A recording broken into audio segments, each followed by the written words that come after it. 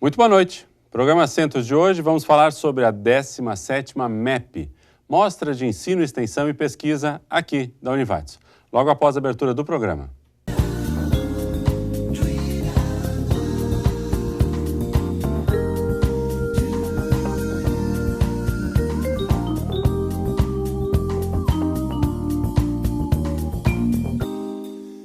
Muito boa noite, bem-vindos para mais um programa Centros aqui na TV Univates.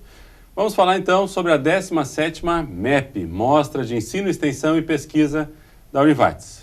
Conosco, para abordar esse tema, temos o professor Luiz César de Castro, que é representante da Câmara de Extensão, também a Laura Costa, que é estudante de arquitetura e participa de projetos aqui na casa e vai contar um pouquinho da sua experiência, e a professora Lídia Ketz, que é representante da Câmara de Pesquisa. Também já foi aluna, também tem histórico na MEP, vai poder nos relatar um pouquinho isso tudo. Bom, professor César, vamos lá, Luiz César. Né? Não precisamos fazer um histórico assim muito pregresso, já são 16 edições anteriores, mas a MEP já tem uma história na Univates, já tem um destaque dentro da área de pesquisa e extensão. O seu olhar como Câmara de Extensão, qual é a validade de um evento que congregue, que dê visibilidade, que dê destaque àquilo que é feito nas atividades de extensão? Por que um evento desse porte? Muito boa noite.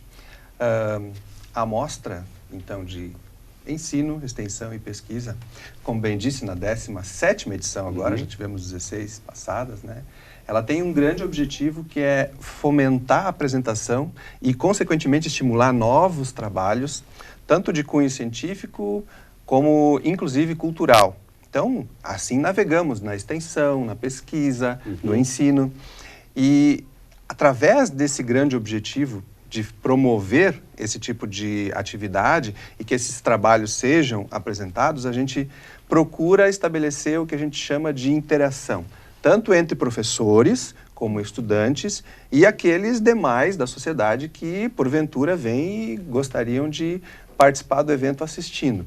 Isso dependendo sempre da modalidade que a gente tem da MEP, que no caso esse ano, semelhante a alguns outros, é um pouquinho diferente. Né? Muda um pouco sempre o formato do evento, mas segue a mesma linha. Isso.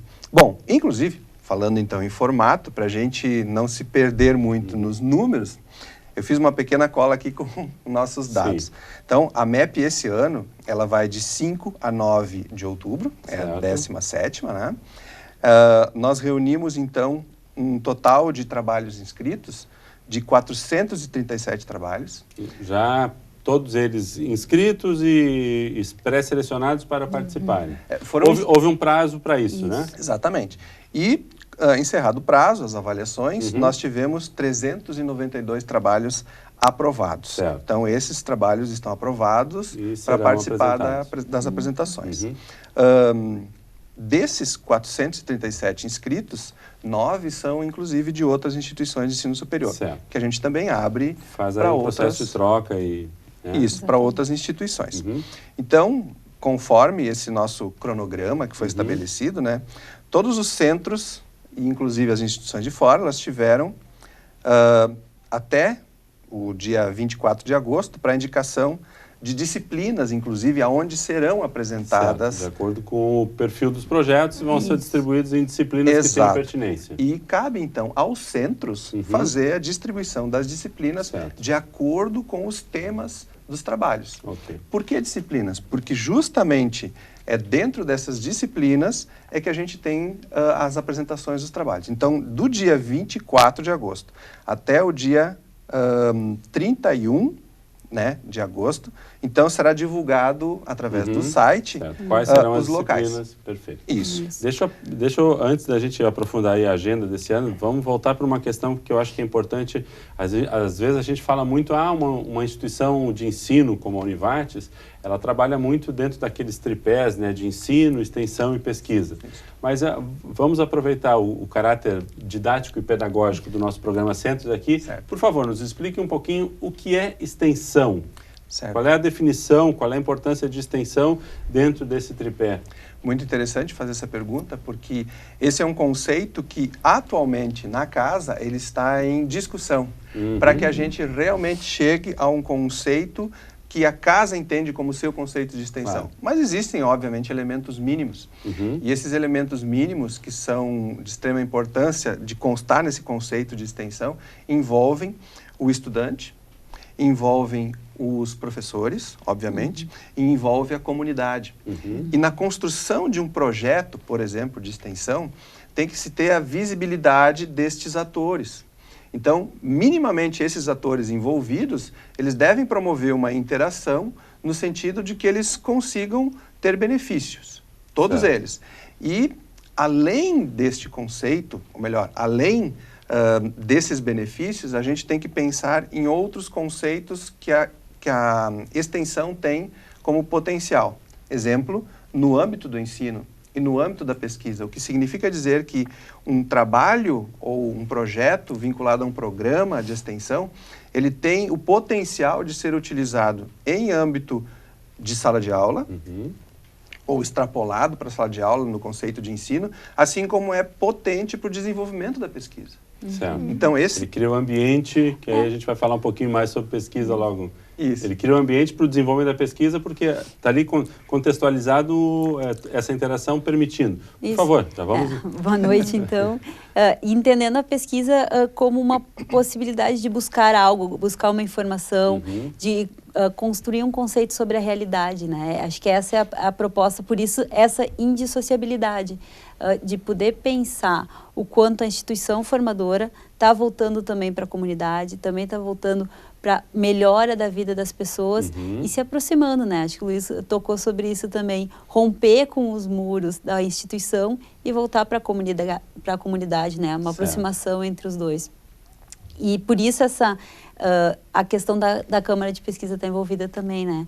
Apesar de nós termos os programas de pós-graduação, termos um próprio evento do Salão de Iniciação Científica e Tecnológico, a MEP é um local muito importante, né? A MEP é o local também de aproximar as pesquisas, de apresentar as pesquisas para o estudante, ainda mais com essa modalidade de apresentação em sala de aula, né? A gente tem a possibilidade de mostrar para o nosso estudante que, olha, futuramente ele pode ser um bolsista de uma pesquisa, futuramente ele pode estar como estudante de mestrado ou dos doutorados da casa.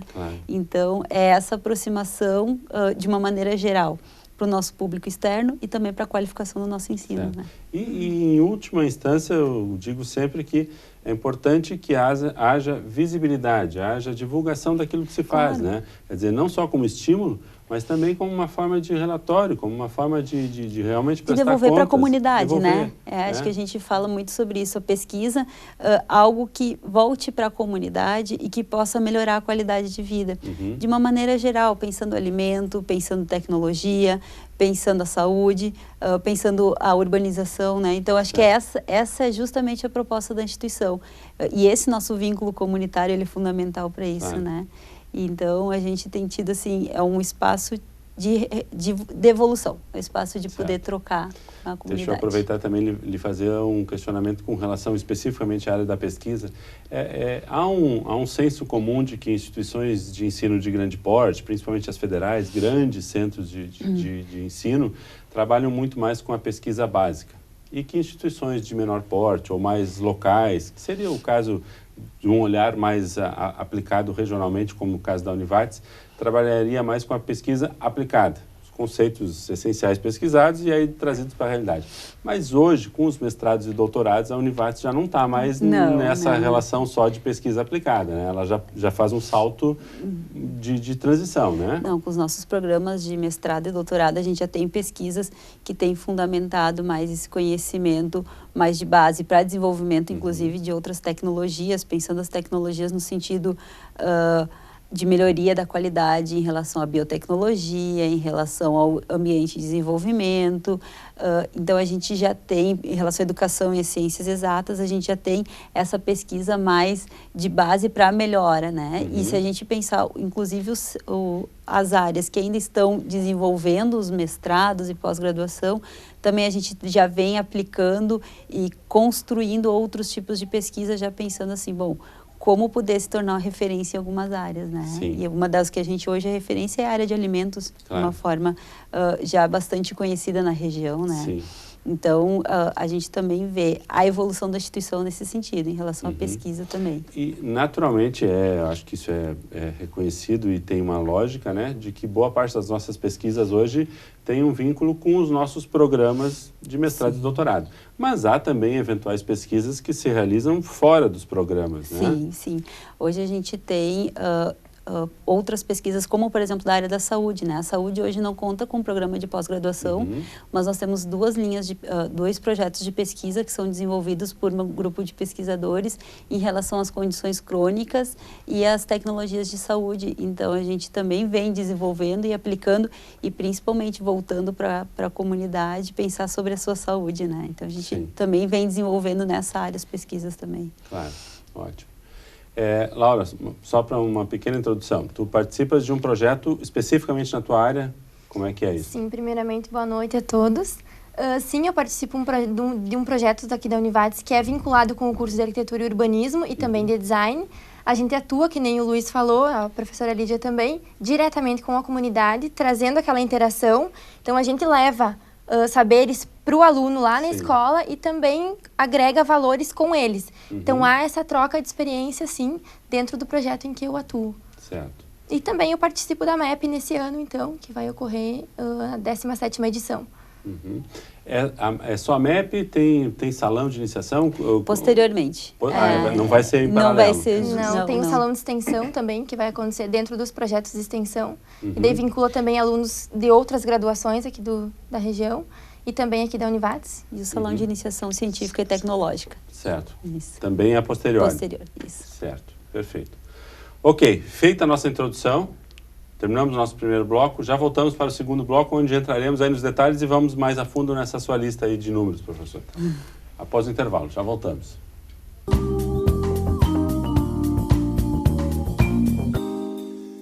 Segundo bloco, o programa Centros de hoje, falando sobre a 17ª Mostra de Extensão, Ensino e Pesquisa da Univates. Conosco o professor Luiz César de Castro, representante da Câmara de Extensão, a aluna do curso de Arquitetura, Laura Costa, e também a professora Lídia Ketz, que é representante da Câmara de Pesquisa. Ao longo dessas 16 anteriores e 17ª edição, muitas coisas foram se adaptando, se reestruturando, quer dizer, a proposta da MEP, enquanto divulgação, enquanto retorno, continua, mas obviamente que o formato do evento ele vai se alterando. Lá no início eu me lembro que era meio que uma participação compulsória, todos os alunos tinham que estar presente, nem todo mundo tinha interesse eventualmente em todos os projetos, ou tinha que escolher, daí não tinha vaga e tal. Agora já vimos, o professor Luiz César já nos falou que tem essa alteração, os projetos são agrupados por área, escolhidas turmas que tenham uma referência mais direta. Além disso, que outras novidades, Lídia, nós temos na MEP desse ano? Essa inserção nas salas de aula propiciou um aprofundamento dos debates, né? Então, a gente vinha percebendo essa necessidade de também aprofundar o debate e dar esse retorno para as pessoas que estavam apresentando também. E, diante disso, como se trata sempre de um processo de melhoria, que a gente vê identificando sempre a possibilidade de trazer novas atividades, uma das avaliações sempre realizadas era a possibilidade de correção dos resumos. Então, neste ano, a instituição adquiriu um programa em que permitia a inscrição online dos trabalhos. Esses trabalhos, então, eram direcionados para os professores, em que era possível apontar algumas correções em relação a esclarecer o objetivo, desenvolver algumas melhorias mesmo. E isso a gente avalia como muito positivo, né? Por quê? Porque a possibilidade de correção do resumo é para estimular os alunos a participarem da MEP. Então, a gente vê exatamente isso, assim, bom, não é porque eu tive um resumo corrigido que ele está desqualificado, muito pelo contrário. Talvez esse trabalho é bom e a gente quer que você apresente. Claro. Então, a gente estimulou o estudante, então o trabalho, ele retornou, o aluno corrigiu, volta para a gente, não, agora está ok, ele pode ser apresentado. Então, isso também acho que demonstra o quanto a gente está crescendo nesse sentido, né? E aí depois vai para uma sala de aula, e nessa sala de aula, bom, a gente pode apresentar, conversar, tem trabalhos semelhantes ao que a gente tem estudado, por exemplo, e os próprios alunos se interessam, né? Então, acho que a gente também sai de uma apresentação que era quase que obrigatória, em que tinha muita circulação de estudante, hoje para um espaço mais de debate mesmo e de conversa, né? Quer dizer, há uma aproximação, que a plateia, o público que está assistindo, ele tem uma aproximação do tema e aí permite uma interação e um questionamento. E tem um professor também para mediar aquele debate, né? Que é da área. Então, assim, bom, ano passado a gente teve estudantes, por exemplo, falando sobre o tabagismo numa disciplina em que eu estava. E aí foi interessante porque era uma disciplina que a gente debateria isso posteriormente. A gente já antecipa o tema para poder conversar, para poder, inclusive para os alunos poderem se sentir, bom, olha que interessante, eu estou apresentando um trabalho em que vai ser um conteúdo depois administrado, né? Então é bem interessante. Claro. É a riqueza não só para quem está assistindo, mas também para quem está apresentando, que tem essa interação com o público mais qualificado. Isso aí. E ali que entra essa mais uma das potências que a MEP tem, quando a gente traz ela para a sala de aula, dentro de uma disciplina que está pré-estabelecida para aquele horário, dentro de um espaço de tempo. A Lídia falava de uma experiência, eu me recordo que no ano passado eu tive uma experiência também muito interessante com uma apresentação de trabalhos vinculados ao tema ácaros. E, casualmente, era numa disciplina que eu leciono, que é de imunologia. E a potência para se trabalhar os conceitos... A pertinência do tema, né? Muito ampla. Então, a gente pôde, de modo bastante contextualizado, trazer aquelas informações que foram veiculadas por aqueles apresentadores para os conceitos que a gente estava estabelecendo em aula. E muitas vezes são bolsistas de pesquisa, então assim, após a apresentação, os alunos nos perguntam, bom, mas como eu posso fazer para fazer parte de uma pesquisa? Como eu posso fazer para ter uma bolsa? Então isso também vai facilitando o nosso processo depois. Bom, a gente precisa de bolsistas para as pesquisas, a gente já tem estudantes que já conhecem o projeto, que já conhecem alguns resultados, né? Isso também é muito importante, esse ciclo que a gente vai dando em relação aos trabalhos que vão sendo apresentados. Certo. Laura, um pouquinho então do projeto no qual tu participa, um pouquinho do histórico assim da condição, qual é o objetivo? Bom, eu participo então, como eu já comentei anteriormente, de um projeto que é vinculado com arquitetura, urbanismo e design. Tem como tema principal a arte, então a gente leva para a comunidade a arte, porque hoje, dentro das escolas, é de cunho obrigatório que se tenha como é que eu vou dizer, a disciplina de arte. Os alunos têm que praticar arte. Então, como essa disciplina ela tem a ver tanto com arquitetura quanto design, então a gente resolveu abranger isso. Então, a gente vai até a comunidade externa, vincula essa interação, leva bolsistas da arquitetura, alunos voluntários. Então, a gente faz uma pré-seleção ali, capacita voluntários através de uma oficina, ensina para eles como é a atividade e, então, leva eles até a comunidade externa. Que, com isso, acaba acontecendo aquela interação dialógica. Então, o aluno da Univates, aqui de dentro, leva saberes para o aluno da escola e também aprende muito com o aluno, como se portar, como ser responsável, como dominar, digamos assim, um grupo, levar à frente, tomar à frente, dizer, não, agora a gente vai fazer isso, a gente vai fazer aquilo, né? Então, isso é muito importante. Eu, como bolsista de um projeto de extensão, me agrega muito a questão da participação da MEP, também do salão de extensão, da Univates aqui. Por quê? Porque a gente produz artigos, a gente produz resumos, e também para um futuro profissional, me ensina muito a ser responsável, a lidar com diversas, digamos, como é que eu vou dizer, com realidades diversas, porque a gente atua com escolas estaduais, com escolas particulares e também com escolas de educação especial. Então, a gente se depara muitas vezes com realidades diversas. E isso faz a gente crescer também por dentro, não só como pessoa. Ótimo.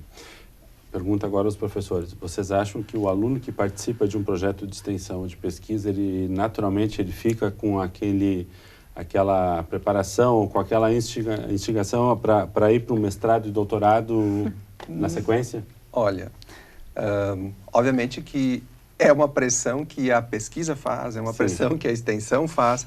Esse tipo de vivência, infalivelmente, ele tem essa potência. Agora, obviamente que é uma decisão do estudante, né? Nem todos que vão atuar em pesquisa serão pesquisadores, mas a potência existe.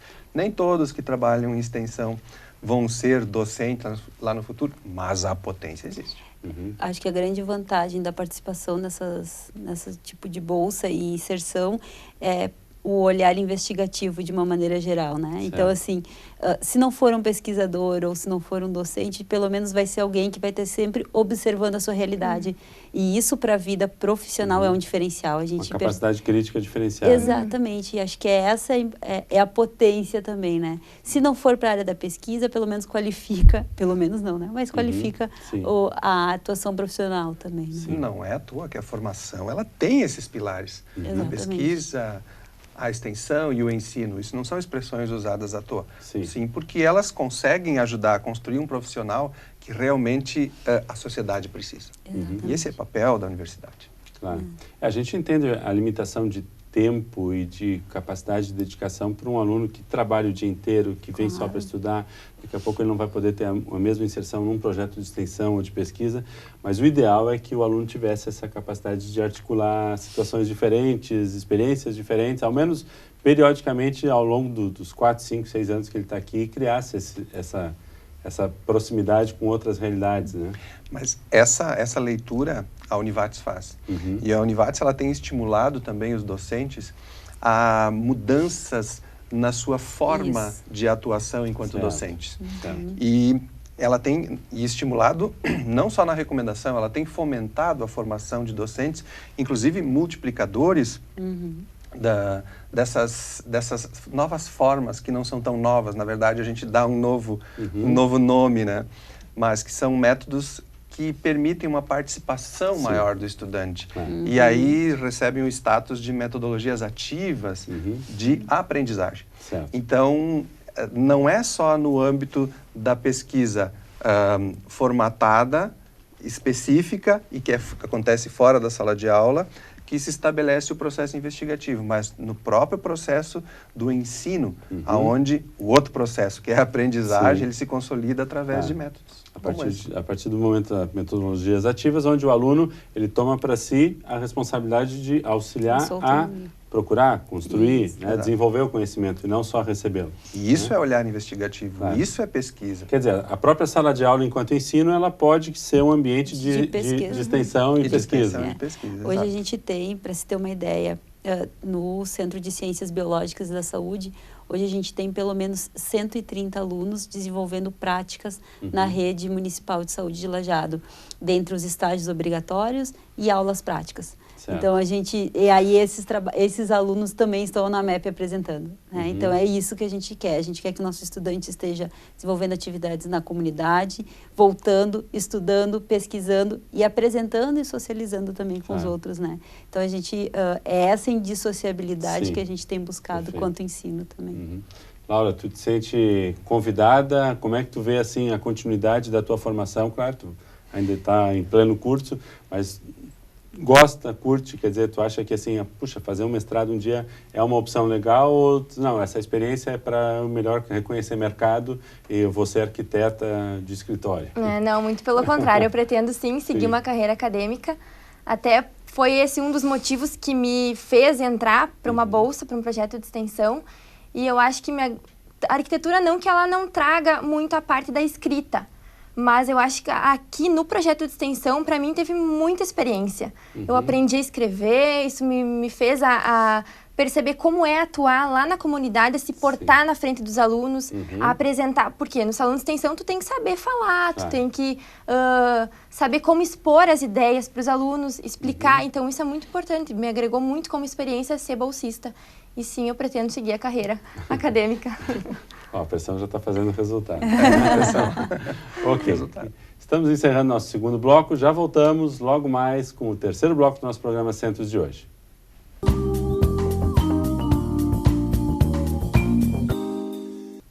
Muito bem, terceiro bloco, programa Centros de hoje, falando sobre a 17ª MEP, Mostra de Ensino, Extensão e Pesquisa aqui da Univates. Professor Luiz César, um pouquinho, acho que cabe uma reflexão aí sobre essa questão da extensão, que tão costumeiramente entra num debate de trocas, de interação, mas há uma crítica, ou há não uma crítica sobre quem faz extensão, mas uma autocrítica, inclusive de quem faz extensão, do quanto o processo precisa estar bem elaborado, bem estruturado, para que não caracterize extensão como uma atividade assistencial. Vamos pegar os nossos alunos, levar os nossos conceitos e tentar atender a demanda da sociedade. E aí a gente vai lá, os alunos vão, terminou o semestre, recolhe todo mundo, e aí a gente passa 3 meses sem aparecer e a comunidade não evoluiu, não mudou, não melhorou, e talvez no próximo semestre a gente não volte. Quer dizer, como é que está essa discussão hoje dentro, por exemplo, da Câmara de Extensão e na compreensão disso?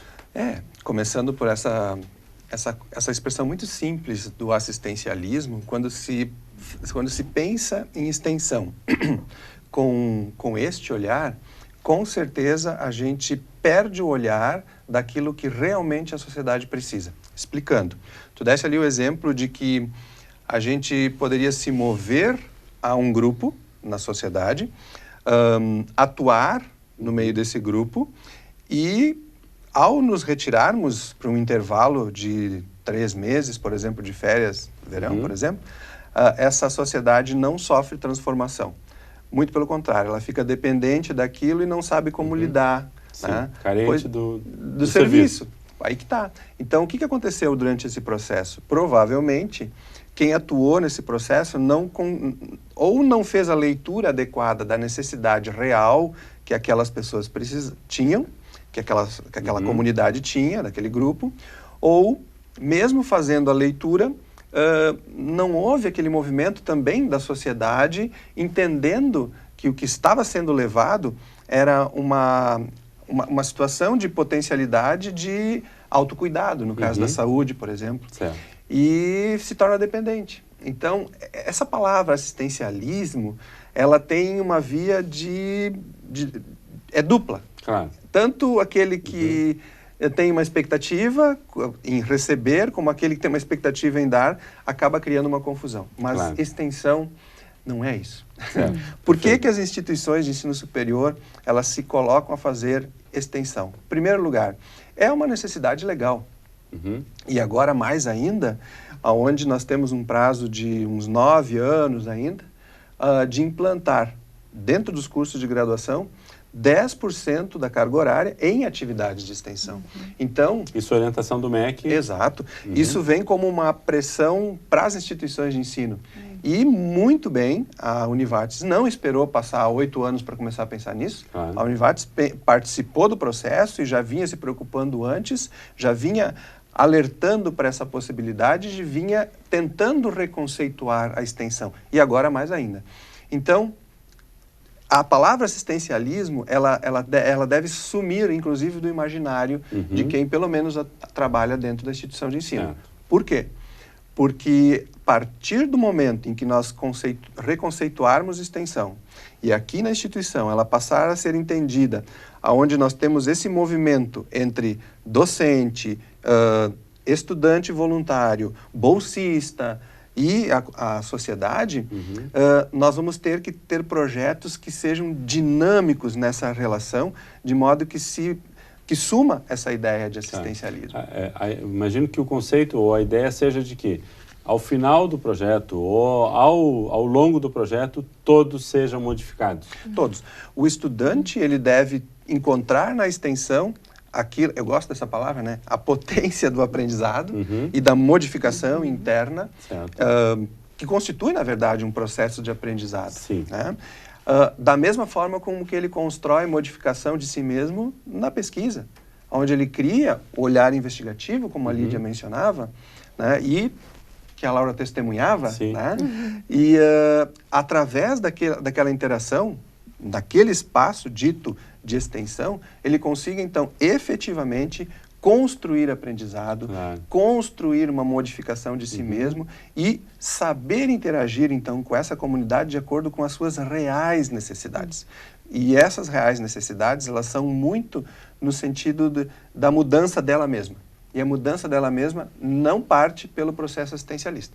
O processo assistencialista, ele mantém a sociedade aonde ela está. Status quo. Exatamente. E não é para isso que a instituição de ensino serve. Ela serve para a transformação do estudante, para a transformação do próprio docente, para a transformação da sociedade. Mas precisamos ter bem claro de que esse olhar correto, ideal de transformação, ele implica num certo comprometimento e num certo contrato entre as partes já do início do projeto, né? Porque às vezes tu tens inclusive um espaço de transformação social, de atuação da extensão, onde não obrigatoriamente as pessoas querem mudar, ou um poder público abre um espaço de atuação para a universidade, mas porque quer substituir um serviço que não está sendo prestado. E aí, se não houver esse comprometimento na melhoria, na mudança de todos os agentes envolvidos, na verdade não está se começando a extensão, né? Exatamente, essa é uma ideia também que tenho, porque óbvio, o ser humano, ele, tanto nas questões mais simples como nas mais complexas, ele tem uma leve tendência à inércia. E essa inércia, na grande parte das vezes, é se manter estático e ir recebendo. Esperar. E, às vezes, muitas vezes, se não na maioria das vezes, existem poderes que também se beneficiam dessa inércia. E esses poderes, às vezes, não têm o interesse dessa mudança. Sim.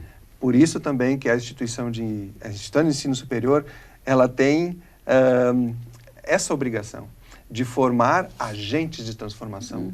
A Lídia, nós não somos mais fisioterapeuta, farmacêutico de modo primordial. Nós somos agentes de transformação na saúde da sociedade. Certo. Assim como a Laura vai ser um agente, e já é um agente de transformação naquela sociedade. Sim, e de levar o nosso estranhamento, algumas coisas que estão cristalizadas, né? O estranhamento de entender esse processo social, cultural e de entender, que algumas coisas a gente aprende e outras coisas a gente leva ao nosso conhecimento. E aí, a ideia de que todos ganhamos, né? Certo. Como ir para também aprender. Exatamente, né? exatamente. Acho que isso é fundamental. E aí isso volta e impacta na pesquisa também, né? Estava pensando, afinal, essa é a nossa missão como instituição, né? O desenvolvimento loco-regional. E justamente essa é a nossa proposta, né? De poder aproximar a pesquisa, de aproximar a extensão, para poder pensar e melhorar, né? Acho que essa é a questão. Melhorar em que sentido? Melhorar a qualidade de vida, conhecer a nossa cultura mais aprofundadamente, conhecer também a nossa história, né? E pensar o nosso futuro. Claro. Acho que essa é a proposta. Nesse sentido, o questionamento que eu lhe faço em relação à pesquisa é como é que está a aproximação da nossa pesquisa frente às demandas e necessidades da realidade local, das empresas locais. Temos algumas áreas de foco na pesquisa da instituição. Como é que está esse posicionamento? A gente tem algumas áreas, como a área, por exemplo, de biotecnologia, que tem se aproximado muito das próprias instituições, das próprias empresas aqui da região, né? A gente tem, por exemplo, no próprio a parte da alimentação, como a gente já conhece muito na instituição, os laboratórios que a gente tem em relação aos alimentos, o próprio desenvolvimento das nossas pesquisas na área de ambiente e desenvolvimento, né? E a parceria até com outras instituições de ensino, e cada vez mais as empresas também têm reconhecido a Univates como um campo de aproximação, né? Certo. A gente tem tido cada vez mais essa aproximação com as empresas para desenvolvimento de outras tecnologias. É um pouco a crítica que se faz ao Brasil de que os centros de pesquisa, né, as instituições de pesquisa, elas têm um certo distanciamento da realidade de mercado, quando em outros países de primeiro mundo a boa parte da pesquisa não é desenvolvida dentro das empresas, mas sim no centro de pesquisa, né? Exatamente. E até mesmo a qualificação da atenção, por exemplo, né? A gente volta para a comunidade para saber o que é necessário para pesquisar o que pode ser melhorado. Né? É esse o princípio. Bom, o que é necessário hoje para a gente melhorar a vida das pessoas, a gente volta para cá para estudar, né? Acho que é essa a ideia também para devolver. Né, para não ficar aquele conhecimento também dentro da instituição, mas muito mais um conhecimento que volte a ser aplicado. Né? Essa é a proposta. A gente tem hoje, então, a gente tem parcerias com, não só com empresas, mas também com entidades públicas para desenvolvimento de pesquisas nessa área também. E tem sido bastante rico, assim, na medida... desafiador, né? É desafiador, porque como a gente vinha falando, assim, a gente também leva o olhar de estranhamento, em algumas situações a gente faz os tensionamentos, mas é isso que é importante, é um tensionamento que modifica, que mobiliza e que faz a gente deslocar também, e isso é importante para a gente fazer pesquisa. Sim, porque não é normal, ou não é do nosso cotidiano de recebermos demandas de pesquisa, né? Precisamos pesquisar tal coisa. Normalmente o processo acadêmico, ele parte do interesse do grupo, do pesquisador e vai para o mercado. E assim a gente começa a ter esse estranhamento no sentido de ouvir quais são as demandas e ter que buscar soluções em áreas que não obrigatoriamente eram as suas de pesquisa, né? E essa qualificação ela é necessária, né? Na medida que a gente pensa que nós estamos formando mestres e doutores, esses mestres e doutores têm que ter uma colocação também no nosso mercado. Então, essa melhoria, ela tem que voltar para a comunidade, né? Então, a gente tem os nossos mestres e os nossos mestrandos e doutorandos estudando, por exemplo, como aumentar e diminuir o consumo de água, como, por exemplo, melhorar o consumo diminuir o consumo de plástico, enfim. Isso é desenvolvido nos nossos programas de mestrado e doutorado, né? E isso é importante. Né? Isso a gente está pensando no futuro da nossa geração. Né? Muda um pouco o enfoque. Eu gosto muito dessa ideia. Nós, os nossos mestrados e doutorados, vimos, né, o quanto a gente teve que se agregar a projetos dos nossos orientadores e pesquisadores, porque esse era o caminho acadêmico normal. Hoje já há uma outra força que é para além do orientador, que é do mercado, né? Que é da aplicação da pesquisa. E muitas pesquisas com projeções nacionais já, né? E internacional, essa parceria, a própria internacionalização pela que a instituição passa também, né? Ótimo, excelente. Fechamos o terceiro bloco, já voltamos com o nosso quarto e último bloco do programa Centros de hoje.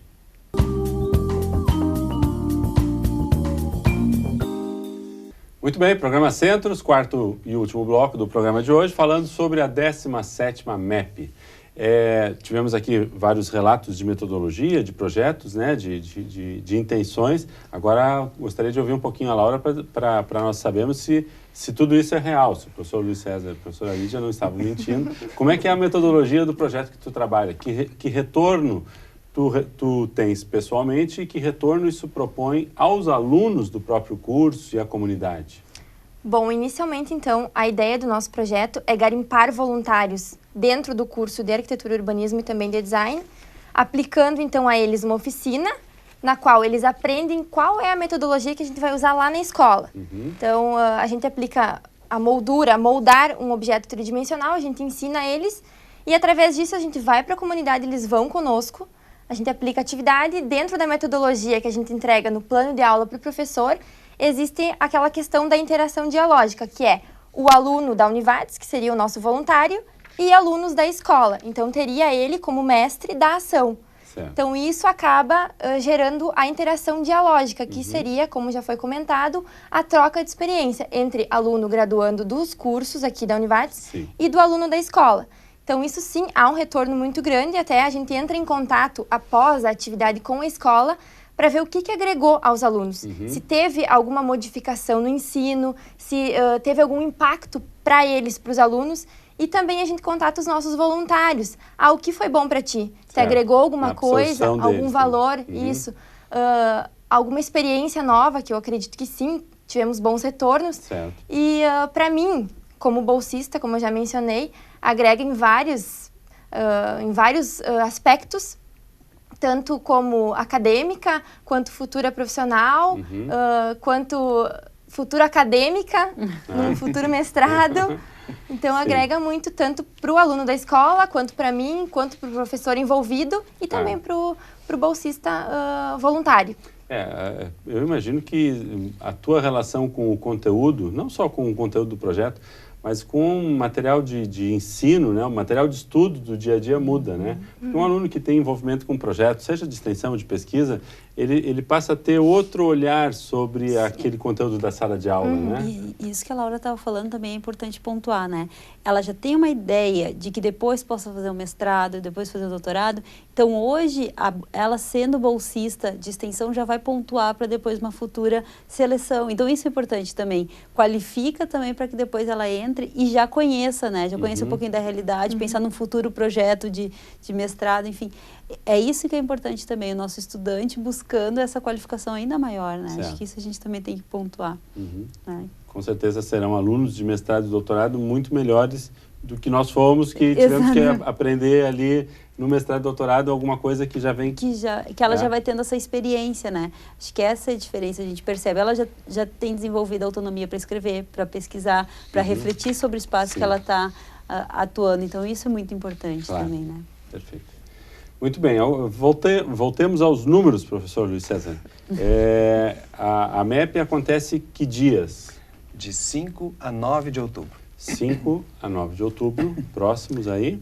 Isso. E as salas, então, estão sendo definidas, agora de 24 a 31 de agosto. Isso já estão sendo. Então, até dia 31 a gente tem a divulgação. Divulgação de quais serão as salas e cada aluno já vai saber se a sua sala recebe e quais os projetos também, quais os conteúdos. E especialmente o professor vai estar ciente, né? Então, ele sabe o que vai acontecer naquele momento e que momento é esse. Certo. Aí a gente, então... acaba expressando aqui. Que aí o professor pode, inclusive, dar um melhor uso e um aproveitamento até na sua ementa, na sua disciplina, né, desse conteúdo. Isso. Então, na parte da manhã desses dias, a apresentação, que é oral, ela tem a duração máxima de 20 minutos. Certo. E depois parte para as discussões. Começa às 8h30 e vai até às 9h. Lembrando que, da experiência que a Lídia comentou e da experiência que citei, a gente utiliza isso na sequência da aula. Certo. Certo. Acaba sendo... A aula é uma extensão do conteúdo apresentado. Exatamente. E na parte da noite, inicia então às 19h20 minutos e se encerra às 19h50. Certo? Então, esse é o panorama de agenda, né, desse ano. Números... Por exemplo, de 2014, nós tivemos número de trabalhos inscritos 503. Esse ano, um pouquinho menos, 437. Mas se a gente analisar que tinha um sistema novo, né, que permitiu uma interação online diferente, isso podia até ser sentido como um pouquinho inibidor, né, de novas inscrições. Mas a gente não considerou muito isso. Vou lhe dar outro relato, aí um olhar pessoal meu. Acho que as primeiras MEPs, na verdade, elas, claro, tinham um caráter muito mais de estímulo e o próprio critério de seleção dos projetos era um pouco mais flexível. Né? Hoje em dia já se tem um critério que é bastante mais rígido em termos de qualidade, em termos de tratamento das informações. Um rigor né? científico. Exato, um certo rigor para ter mérito, né? Tanto que inscrito não significa aprovado. Então, nós tivemos número de trabalhos aprovados em 2014, 415, e em 2015, 392. Certo. Aquela diferença de inscritos. Em 2014, nós tivemos 23 trabalhos externos, e agora em 2015, 9 trabalhos externos. Né? E só para comentar a respeito dos projetos de extensão, nós temos hoje na casa 28 projetos de extensão aprovados em vigor. Formalmente apoiados pela instituição. Exatamente. E esses projetos, os bolsistas que estão envolvidos com esses projetos, além de voluntários também que estão envolvidos, os bolsistas obrigatoriamente apresentam na MEP. Certo. E os demais, eles apresentam se assim entenderem, né, que é desejável, for útil e tudo mais. Assim como, obviamente, todos os alunos da instituição o fazem. Claro. Então, não obrigatoriamente para se inscrever na MEP deva participar de algum projeto formal. Não, exatamente. Pode ter alguma atividade em sala de aula. Desenvolvi um trabalho muito bom na disciplina tal no semestre passado e gostaria de transformá-la em algo relatado na MEP. Isso que eu ia pontuar, inclusive. A gente falou muito de extensão e pesquisa de uma maneira formal, mas o número de trabalhos aponta para isso, né? Muitos trabalhos que são desenvolvidos em sala de aula, não entendendo a sala de aula só o espaço fechado, mas as atividades que são desenvolvidas na rede, os estágios obrigatórios, os próprios projetos que a gente tem aqui. Então, a gente tem muitos trabalhos de conclusão de curso, né? Então, a gente também tem muitos desses trabalhos que foram escritos. E que migram para a MEP, que é o lugar exatamente de socialização. Certo. Onde a gente realmente pode fazer essa exposição, fazer essa integração entre todos esses atores envolvidos. E o espaço, tem que lembrar, a Lídia lembrou bem ali, acabasse iniciando a fala, não só a sala de aula de modo estanque, como está ali fechadinha, mas mesmo assim, aquela sala de aula, às vezes, tanque fechadinha, também tem a potência de construção de conceitos que resultam numa construção literal investigativa ou um resgate de referencial. Recebemos alguns trabalhos de fora, acho que 9, né? Sim, 9. E, eventualmente, os nossos alunos também participam em eventos semelhantes em outras instituições? Os nossos bolsistas, eles têm um critério de obrigatoriedade. Isso. Certo. Salões de iniciação científica e de extensão, eles são obrigatória a participação. Externamente. Externamente. Até para dar visibilidade externa. Exato. Toda essa proposta da Laura de experiência, de troca e tal, vai para fora Até também. esse ano eu já estive na Fevale apresentando, então, o nosso projeto. Aconteceu em maio, junho, não estou lembrada da data agora, mas a gente já foi, outros projetos também da arquitetura, para apresentar e expor o nosso trabalho lá. E também agora, futuramente, iremos em mais salões de extensão, que eu acho muito importante para nós também, como futuros acadêmicos do mestrado, apresentar e levar também os projetos aqui da Univates para fora, para ver o que a gente faz, o que é a extensão aqui dentro. Claro. E aí permite uma comparação e todo um ambiente de aproximação da pesquisa, não só local, mas provavelmente de outras coisas que são feitas em outras instituições. Isso, né? E, inclusive, a nível internacional. Nós tivemos já alguns projetos que apresentaram seus trabalhos, tanto de pesquisa, especialmente, assim como de extensão, já além dos nossos limites geográficos nacionais. Perfeito. Os alunos que assistem a esses trabalhos, eles precisam gerar algum conteúdo? Tem que fazer alguma inscrição? Como é que fica assim para o aluno que vai assistir? Ele simplesmente ele recebe a apresentação em sala de aula, mas e aí vai do professor da disciplina de propor algum aproveitamento ou há alguma normatização sobre isso? Se faz inscrição no site para a participação do evento, né?